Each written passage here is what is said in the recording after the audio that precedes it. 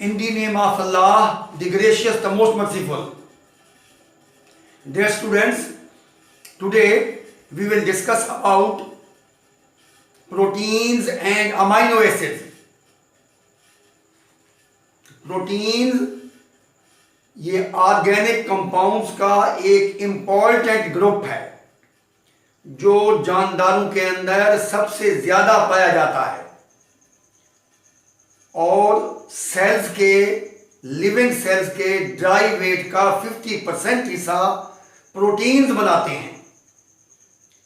Proteins are the organic compounds which are present abundantly in living organisms.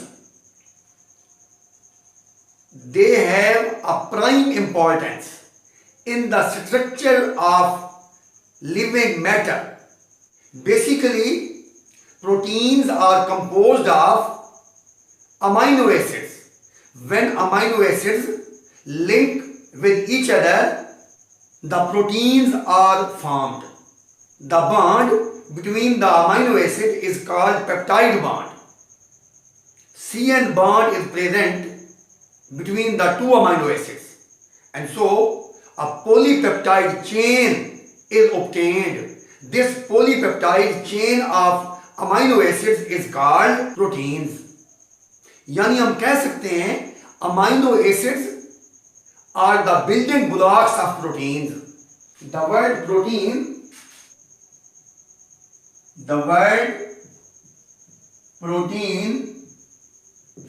has been derived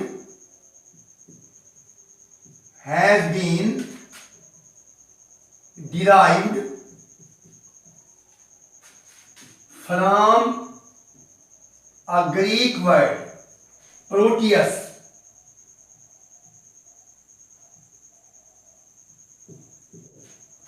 which means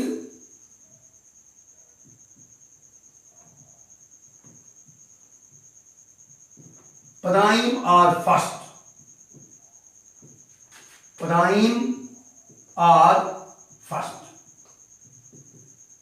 लफ्ज protein जो है ये Proteus से निकला है जो कि एक यूनानी वर्ड है.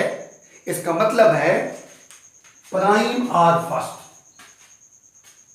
प्राइम मीन्स बेसिक, जो बुनियादी अहमियत का हामिल हो. Proteins are present abundantly in cells of the organisms. So most abundant organic compounds.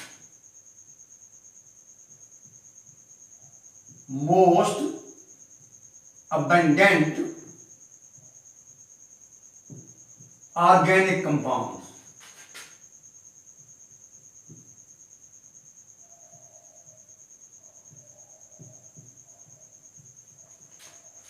Proteins are the most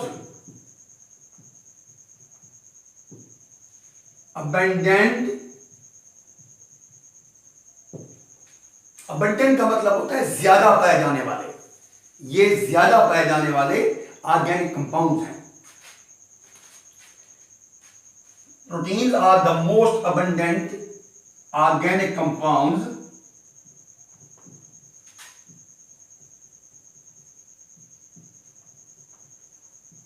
to be found in the cell.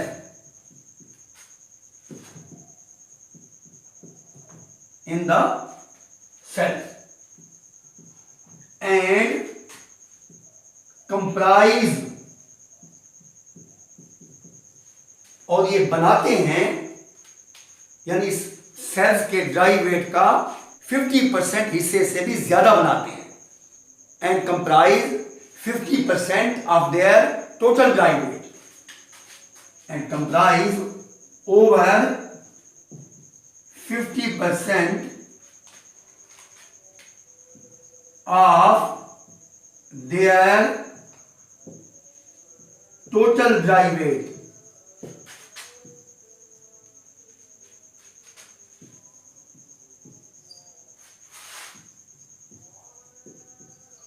Dry weight. Proteins जो हैं ये तमाम सेल्स में पाए जाते हैं और तमाम सेल्स के पार्ट्स में भी पाए जाते हैं। Proteins are present in all types of the cell. Proteins are present in all types of cells. ये सेल्स की तमाम टाइप्स में पाए जाते हैं। जितनी भी टिश्यू टाइप्स लिविंग बॉडीज के अंदर पाए जाते हैं, तो ये हर सेल की किस्म के अंदर ये प्रोटीन जो हैं ये अबंडेंटली पाए जाते हैं। And in all parts of the cell, and in all parts of the cell, और ये सेल के हर हिस्से में पाए जाते हैं। यानी जो सेल की स्ट्रक्चर्स हैं, जो सेल के ऑर्गेनेलीज हैं, उनकी स्ट्रक्चर को बनाने में अहम किरदार अदा करते हैं। सेल के पार्ट्स को बनाने में अहम किरदार अदा करते हैं। सेल के अंदर जो एंजाइम्स हैं, जो मेटाबॉलिक रिएक्शंस को स्पीड अप कर रहे हैं, वो भी प्रोटीन्स हैं। बाद प्रोटीन स्ट्रक्चरल हैं और बाद प्रोटीन फंक्शनल हैं।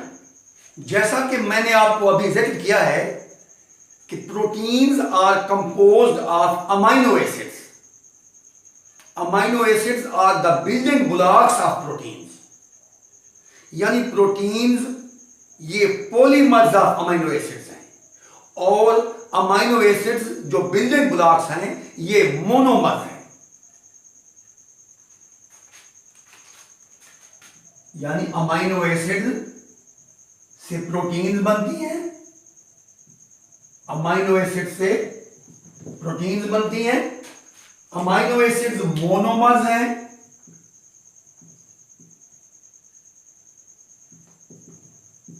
और प्रोटीन्स पॉलीमर्स हैं। पॉलीमर्स यानी अमाइनो एसिड्स आपस में मिलते हैं तो बड़े बड़े मॉलिक्यूल्स बनते हैं, जो कि प्रोटीन्स हैं।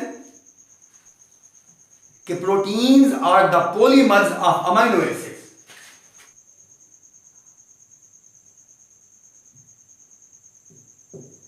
Proteins are the polymers of amino acids.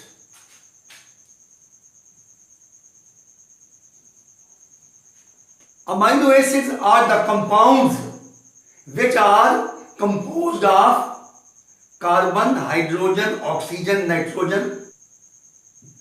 Amino acids are the compounds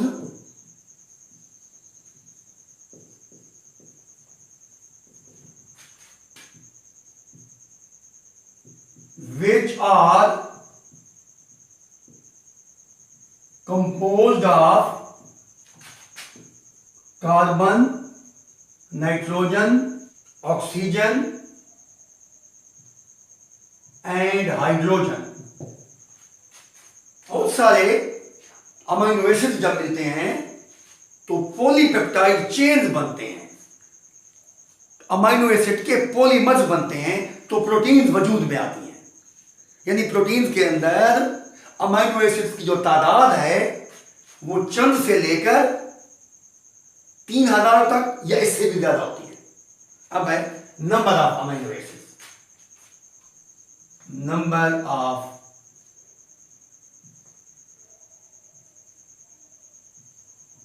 amino acids.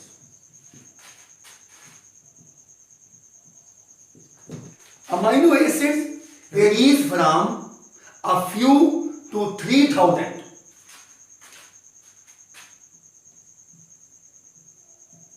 Number of amino acids varies from a few to 3000 or even more,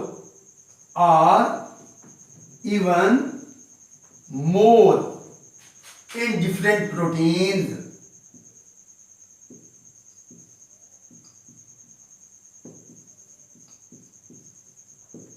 In different proteins. तो amino acids जो proteins को बनाते हैं, amino acids जो building blocks हैं और monomers हैं, ये भी ऑर्गेनिक कंपाउंड्स हैं और ये तकरीबन 170 टाइप्स होते हैं। अब हम अमाइनो एसिड्स के बारे में बात करेंगे। Amino acids,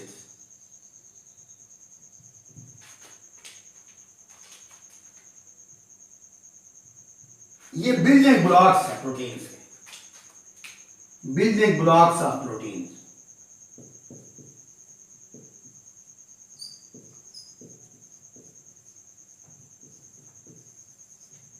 of protein.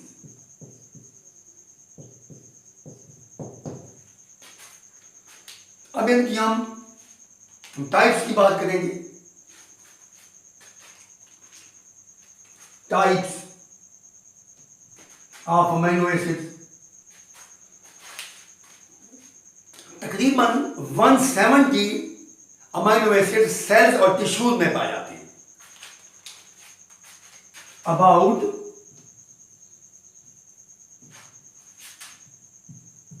170 amino acids are found in cells or tissues.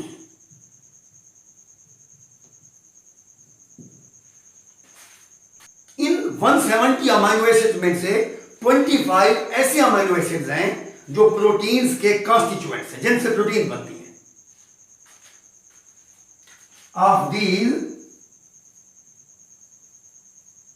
इनमें से अबाउट 25 आर द constituents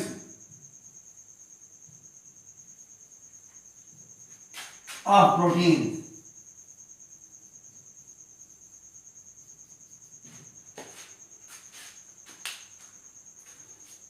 इन 170 में से 25 जो है ये प्रोटीन्स को बनाते हैं। Most of the proteins are made up of 20 types of amino acid. Most of the proteins are made up of 20 types of amino acids.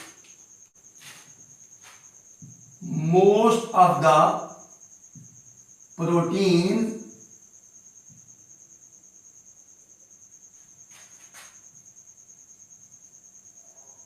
are made up of 20 types of amino acid.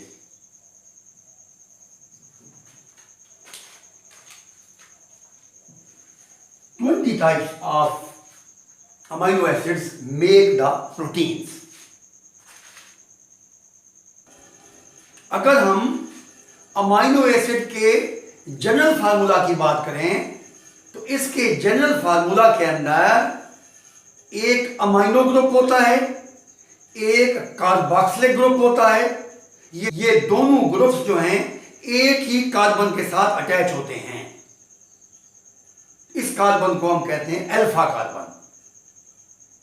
इसके अलावा इनमें hydrogen atom भी होता है और साथ ही are group भी मौजूद होता है। देखिए जी, ये अल्फा कार्बन है।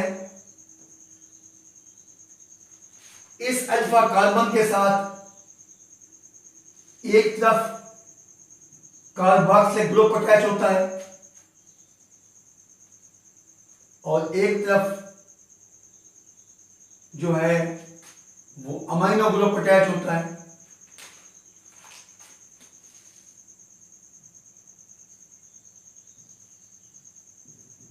This is the carboxylic group,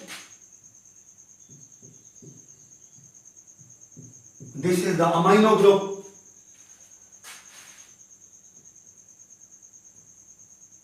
hydrogen atom और आर ग्रुप। 5 चीजें मौजूद होती हैं एक अमाइनो एसिड के अंदर।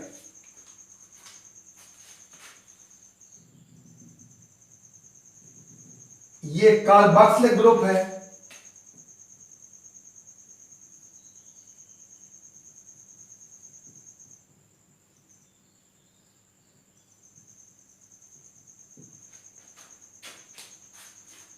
ये अमाइनो ग्रुप है,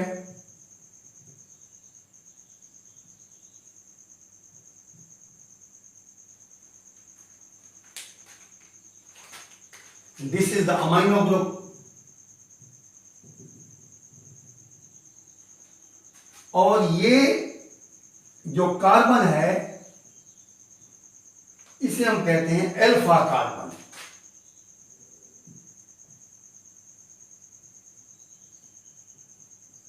अल्फा कार्बन, ये आर ग्रुप, ये एच एटम। तो इसमें 5 चीजें हैं। Number 1 alpha carbon,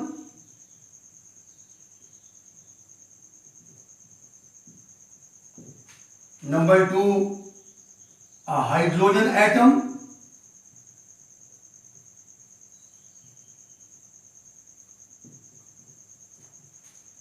number 3 amino group,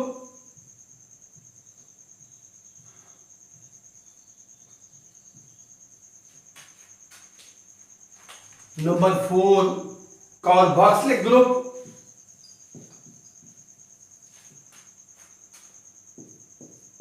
COOH, and number 5 R group।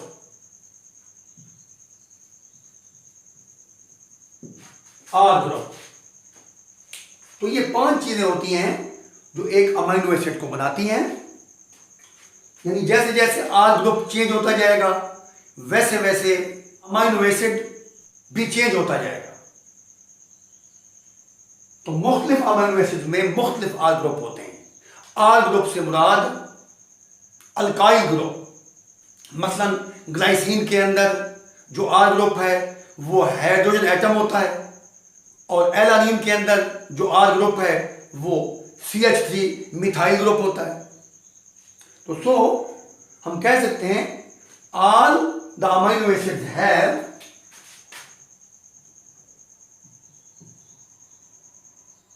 all the amino acids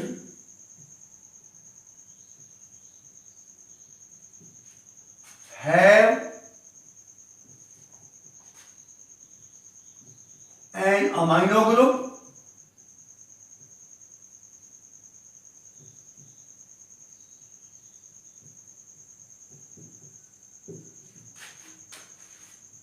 and a carboxylic group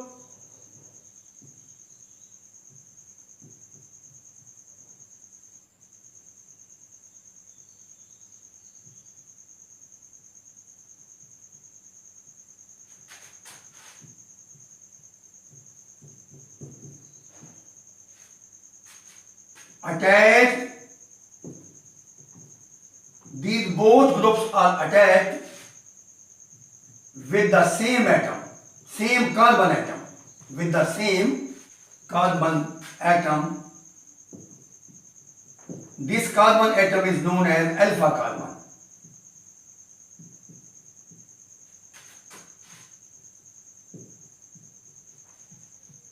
Atom is known as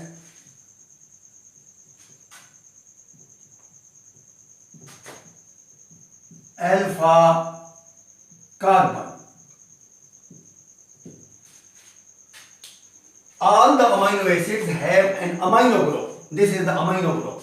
and a carboxylic group, and this is the carboxylic group attached with the same carbon atom. ये दोनों group एक ही carbon से attach होते हैं. This carbon atom is known as alpha carbon. So this is the general formula of amino acid.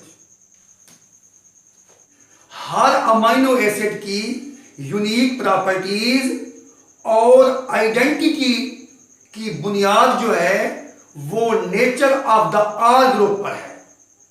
Every amino acid has its own unique properties and has an identity which is determined by the nature of the R group.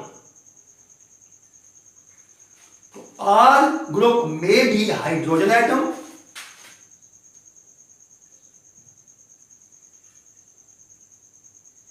R group may be the hydrogen atom, as in glycine. ये are group hydrogen atom भी हो सकता है, जैसा कि glycine amino acid के अंदर यहां आर की बजाय एच एटम आ जाएगा, यानी यहां पर भी एच होगा और यहां पर भी एच होगा और वो अमाइनो एसिड ग्लाइसिन होगा. तो आर में भी एच एटम, जैसा कि ग्लाइसिन के अंदर आर की बजाय एच एटम होगा, और एलानीन अमाइनो एसिड के अंदर आर ग्रुप जो है वो मिथाइल ग्रुप होगा, वो CH3 ग्रुप होगा. आर CH3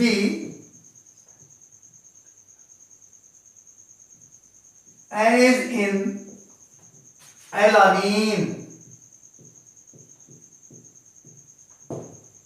एलानीन के अंदर आर ग्रुप जो है वो CH3 होगा, यानी मिथाइल होगा. आर एनी अदर ग्रुप, या फिर और ग्रुप भी हो सकता है, यानी आर एनी अदर ग्रुप, यानी आर जो है ये एच एटम और CH3 ग्रुप के अलावा कोई और ग्रुप भी हो सकता है. सो हम कह सकते हैं amino acids mainly differs due to the type or nature of the R group. So, amino acids mainly differ due to the nature and type of R group. यानी हर अमाइनो एसिड की जो पहचान होगी वो असल में आर ग्रुप ही होगा. मुख्तलिफ अमाइनो एसिड्स के अंदर मुख्तलिफ किस्म के आर ग्रुप मौजूद होते हैं. अमाइनो एसिड्स जब आपस में लिंक करते हैं तो वो पेप्टाइड बॉन्ड के जरिए आपस में लिंक करते हैं, और यूं जब बहुत सारे अमाइनो एसिड आपस में लिंक कर जाते हैं तो एक पॉलीपेप्टाइड चेन वजूद में आती है. उसे हम पॉलीपेप्टाइड प्रोटीन भी कह सकते हैं. Protein is nothing but it is polypeptide chain of amino acids. Amino acids are linked together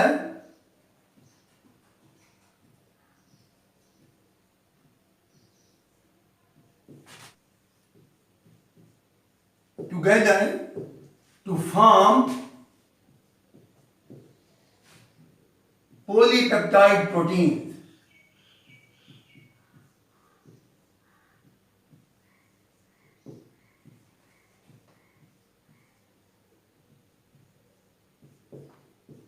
To form polypeptide proteins. The amino group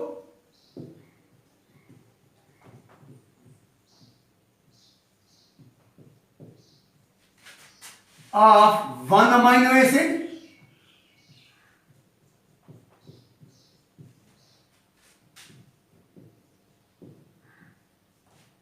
reacts with the carboxylic group of another amino acid, releasing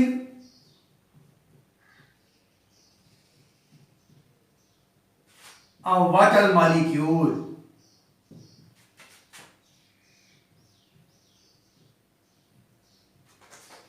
जब एक amino acid का amino group और दूसरे amino acid का carboxylic group आपस में react करते हैं तो एक बॉन्ड बनता है, उसे हम पेप्टाइड बॉन्ड कहते हैं। और इस दौरान वाटर मॉलिक्यूल रिलीज होता है। वाटर मॉलिक्यूल के रिलीज होने से दो अमाइनो एसिड आपस में पेप्टाइड बॉन्ड के जरिए लिंक कर जाते हैं। मसलन जब ग्लाइसीन और एलानीन आपस में कंबाइन होते हैं तो ग्लाइसाइल एलानीन बनता है। When glycine and alanine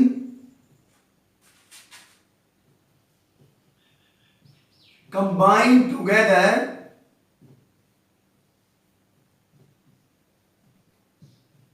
glycyl alanine is formed। यानी ग्लाइसीन और एलानीन के मिलने से एक ऑर्गेनिक कंपाउंड वजूद में आता है जो कि डाइपेप्टाइड कहलाता है, उसे हम कहते हैं ग्लाइसाइल एलानीन। देखिए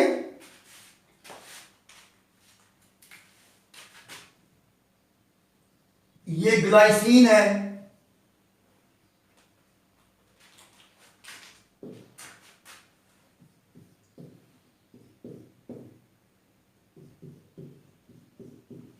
ये है ग्लाइसीन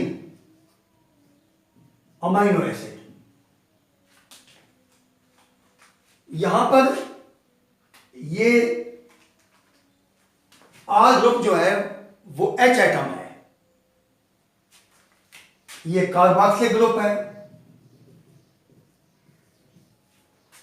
ये अमाइनो ग्रुप है, ये अल्फा कार्बन है और ये एच एटम है। तो ये ग्लाइसीन अमाइनो एसिड। इसी तरीके से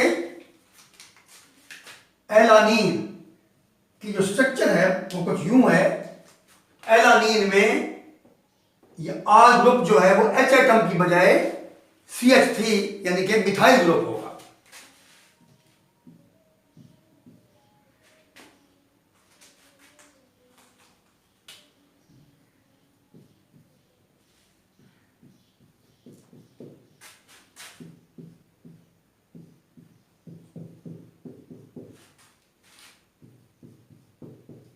CH3 ये कार्बोक्सिलिक ग्रुप, ये अमाइनो ग्रुप और ये आर ग्रुप। जैसे जैसे आर ग्रुप बदलता जाता है वैसे वैसे अमाइनो एसिड भी तब्दील होता जाता है। यानी आर ग्रुप जो है ये किसी भी अमाइनो एसिड की पहचान है। ग्लाइसीन और एलानीन के दरमियान जो पेप्टाइड बॉन्ड बनता है वो किस तरह बनेगा, अब हम इसको फिगर के जरिए देखेंगे।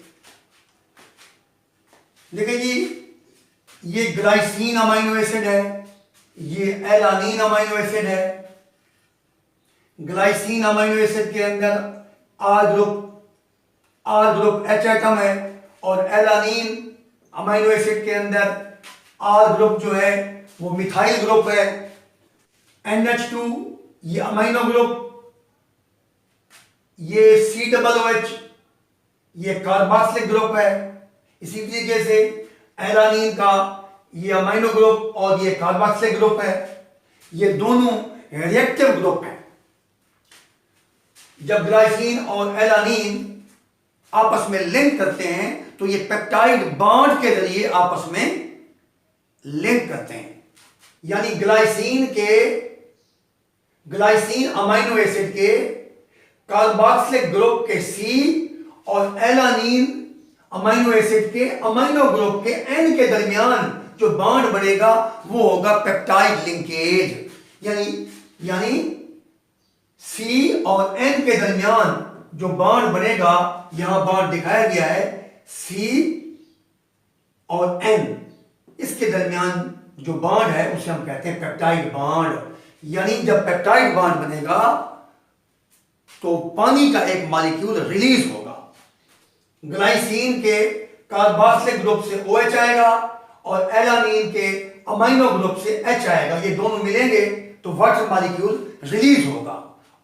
इसी तरीके से C और N के दरमियान जो बॉन्ड बनेगा उसे हम कहेंगे पेप्टाइड बॉन्ड या पेप्टाइड लिंकेज। ये ग्लाइसिन और एलानीन जब आपस में पेप्टाइड बॉन्ड के जरिए लिंक करते हैं तो एक कंपाउंड वजूद में आता है जो 2 अमीनो एसिड पर मुश्तमिल होता है। इसे डाइपेप्टाइड कहते हैं और इस कंपाउंड का नाम है glycyl alanine. Formation of peptide bond. जब हम ग्लाइसिन एलानीन पर निगाह दौड़ाते हैं तो हमें मालूम होता है कि इस कंपाउंड के एक एंड पर अमीनो ग्रुप मौजूद है और दूसरे एंड पर कार्बोक्सिलिक ग्रुप मौजूद है। यानी ये दोनों एंड रिएक्टिव हैं। यानी अब मजीद अमीनो एसिड भी यानी इस साइड से भी आके अटैच हो सकते हैं और इस साइड पे आकर अटैच हो सकते हैं। यानी मजीद पेप्टाइड बॉन्ड बन सकते हैं और यूं कई अमीनो एसिड जब आपस में मिल जाते हैं तो पॉलीपेप्टाइड चेन बनती है। अमीनो एसिड की पॉलीपेप्टाइड चेन बनती है या पॉलीमर ऑफ अमीनो एसिड। तो यूं प्रोटीन्स वजूद में आती हैं। यानी कि इस ग्लाइसाइल एलानीन कंपाउंड के अंदर इसके एक एंड पर अमीनो ग्रुप मौजूद है, यह भी रिएक्टिव है, और दूसरे एंड पर कार्बोक्सिलिक ग्रुप मौजूद है, यह भी रिएक्टिव है। यानी दोनों तरफ से मजीद 2 अमीनो एसिड आकर अटैच हो सकते हैं और पेप्टाइड बॉन्ड बन सकते हैं। और यूं जब तीसरा अमीनो एसिड मिलेगा तो ट्राइपेप्टाइड, फिर चौथा मिलेगा तो टेट्रापेप्टाइड, और जब बहुत सारे अमीनो एसिड आपस में मिल जाएंगे तो इसे हम कहेंगे पॉलीपेप्टाइड। तो proteins are nothing but they are the polypeptide chains of amino acids, they are the polymers of amino acids. अब हम पेप्टाइड बॉन्ड को डिफाइन करेंगे। Now we will define the peptide bond. The linkage between the carboxylic group of one amino acid. Linkage between carboxylic group of one, एक amino acid के carboxylic group और दूसरे amino acid के amino group. The linkage between carboxylic group of one amino acid and the hydrogen of amino group of another amino acid, and the hydrogen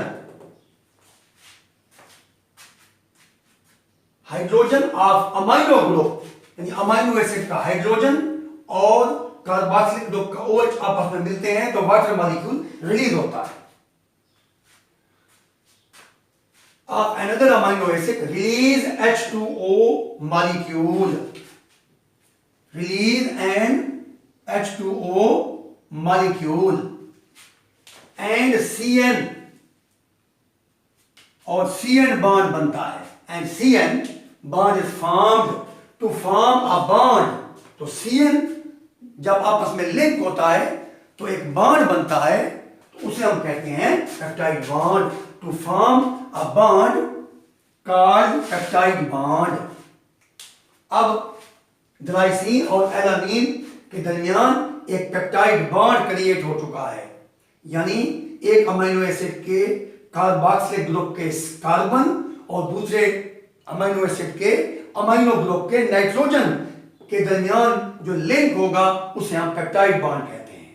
तो अब भी इस ग्लाइसाइल alanine के अंदर एक तरफ अमीनो ग्रुप अवेलेबल है, ये भी रिएक्टिव है, और दूसरी तरफ कार्बोक्सिलिक ग्रुप अवेलेबल है, ये दोनों रिएक्टिव ग्रुप हैं। यानी इनके साथ मजीद यानी अमीनो एसिड अटैच हो सकते हैं और इधर से भी मजीद अमीनो एसिड अटैच हो सकते हैं, और यूं ट्राइपेप्टाइड, टेट्रापेप्टाइड, पेंटापेप्टाइड और यूं अल्टीमेटली पॉलीपेप्टाइड चेन वजूद में आ सकती है।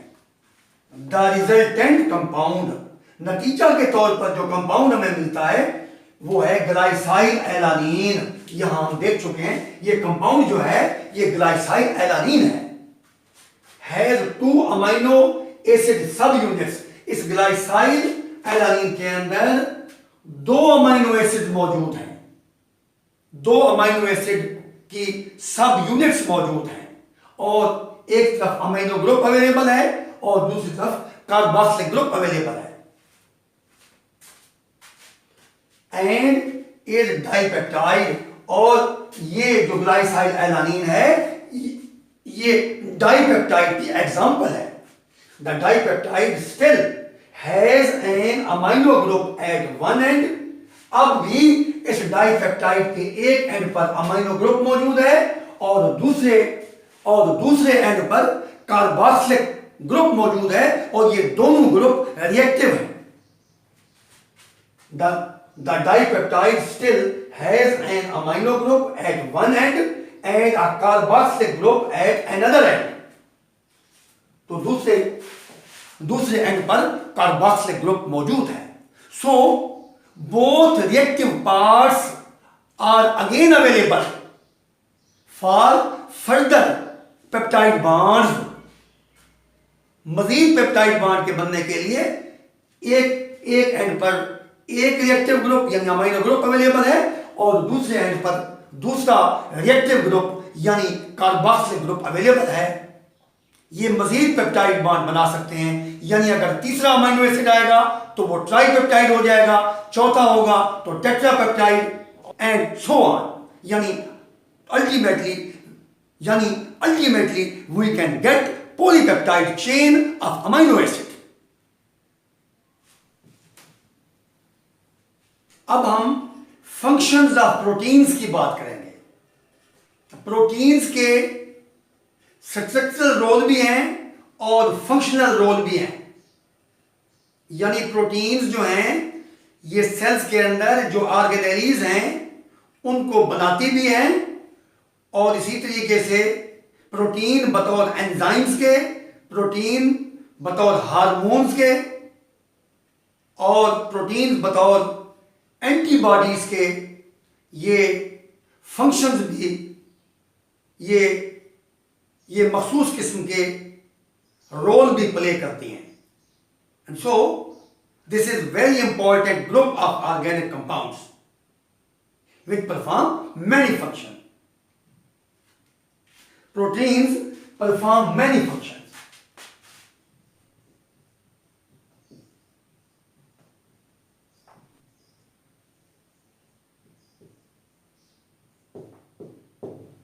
Number 1, build structures.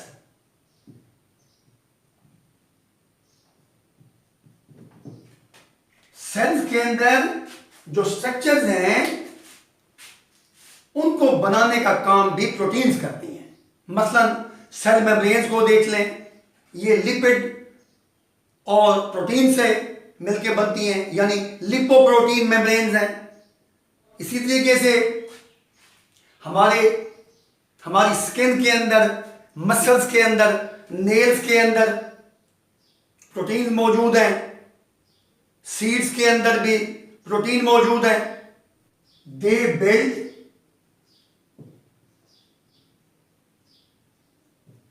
many structures of cell or cell and organisms.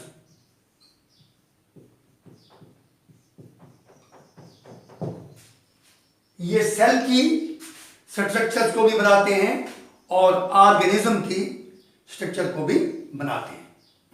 Number 2, control metabolism. Enzymes जो हैं ये प्रोटीन इन नेचर होते हैं, and so enzymes speed up the chemical reactions which are going on in living cells of the living bodies. तो यूं हम कह सकते हैं कि मेटाबॉलिज्म को कंट्रोल करने के लिए भी जो प्रोटीन्स काम करती हैं वो एंजाइम्स हैं. All enzymes are protein in nature.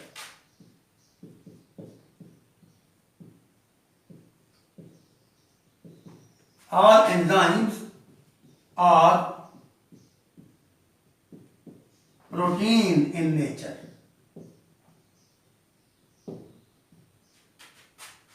And in this way,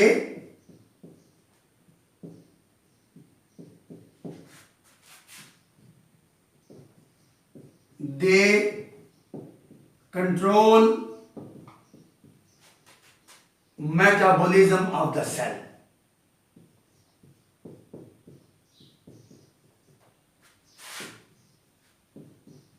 of the cell.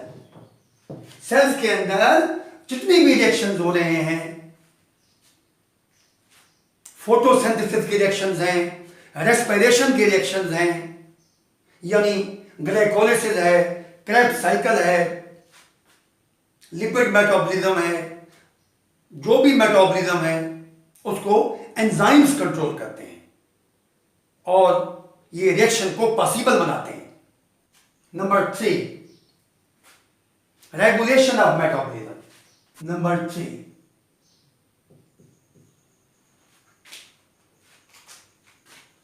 regulation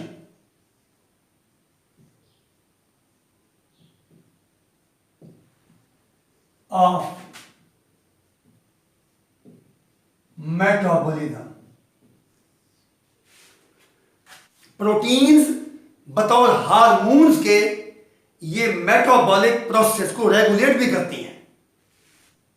as hormones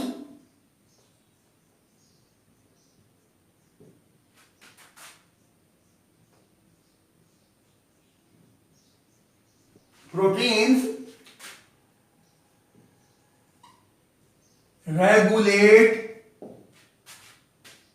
metabolic processes.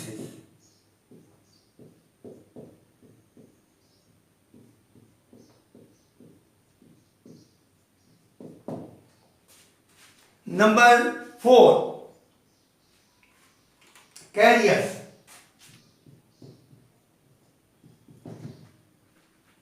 बाद प्रोटीन्स ऐसी हैं जो मुख्तलिफ सब्सटेंसेस को एक मकाम से दूसरे मकाम तक पहुंचाती हैं.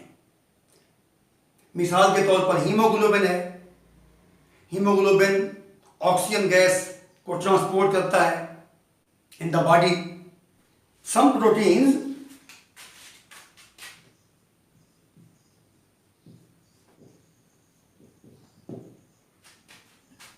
For example, hemoglobin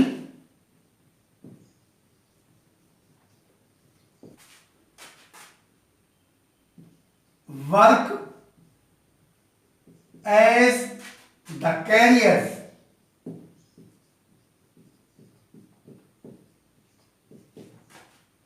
and transport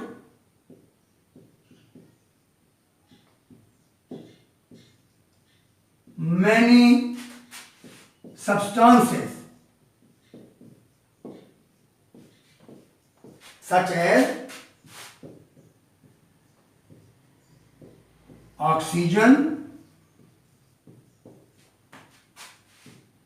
carbon dioxide, lipids,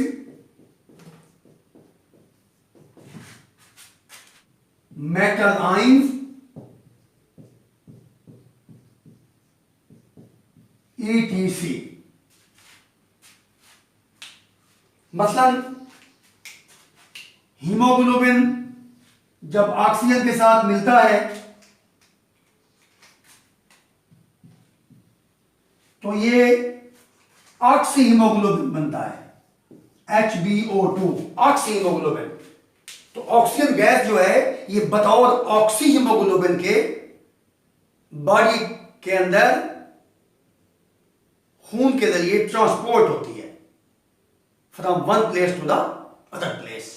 तो सो यानी ऑक्सीजन गैस हीमोग्लोबिन के साथ एसोसिएट कर लेती है और ये ट्रांसपोर्ट ऑक्सीजन गैस को ब्लड जो है, ब्लड के अंदर जो प्रोटीन हीमोग्लोबिन है वो उसे ट्रांसपोर्ट करती है from one place to the other place. बाज प्रोटीन्स बॉडी को डिफेंड करती हैं, यानी वो पैथोजेंस के खिलाफ फाइट करती हैं और बॉडी की हिफाजत करती हैं, यानी बीमारियों से बचाती हैं। Some proteins such as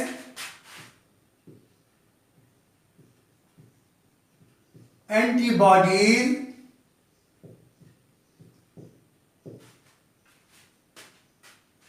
defend the body against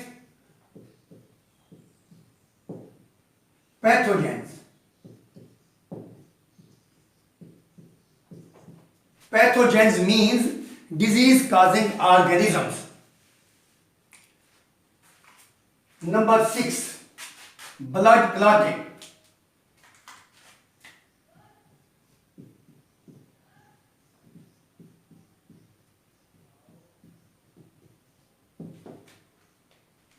बाज प्रोटीन्स खून को जमाने में अहम किरदार अदा करती हैं। जब कोई हमें जख्म होता है और ब्लीडिंग होती है तो यूं ये खून को जमा देती हैं और हमारा खून ज़ाया होने से बच जाता है। Blood proteins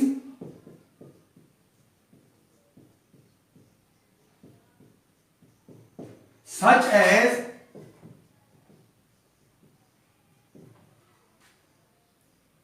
fibrinogen,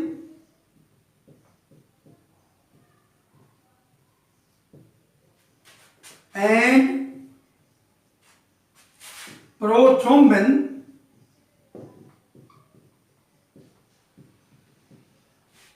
prevent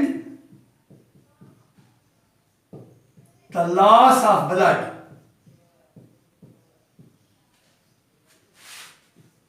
The loss of blood after an injury.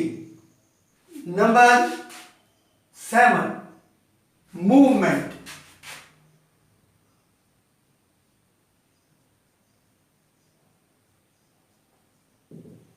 बाज प्रोटीन्स ऐसी हैं जो ऑर्गन्स और ऑर्गेनिजम्स की मूवमेंट में अहम रोल प्ले करती हैं। मसलन movement of chromosomes during the anaphase of the cell division, यानी स्पिंडल फाइबर्स के अंदर ट्यूब्यूलन प्रोटीन होती है। इसी तरीके से मसल्स के अंदर एक्टिन और मायोसिन प्रोटीन है। तो प्रोटीन्स जो हैं ये movement of organs and organisms में भी अहम किरदार अदा करती हैं।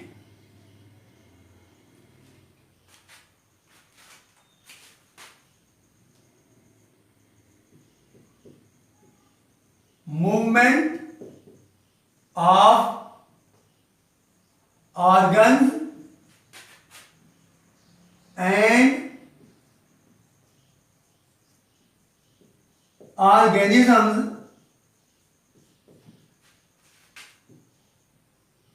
and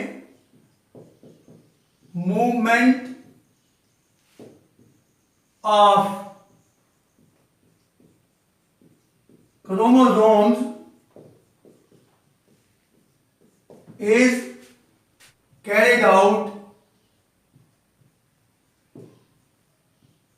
by proteins. For example, actin and myosin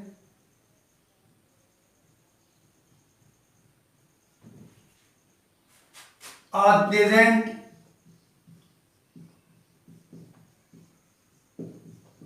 in muscles. इसी तरीके से tubulin protein,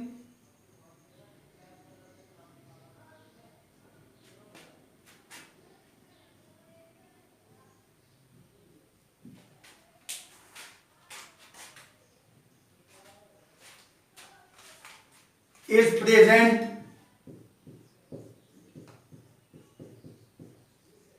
in spindle fibers.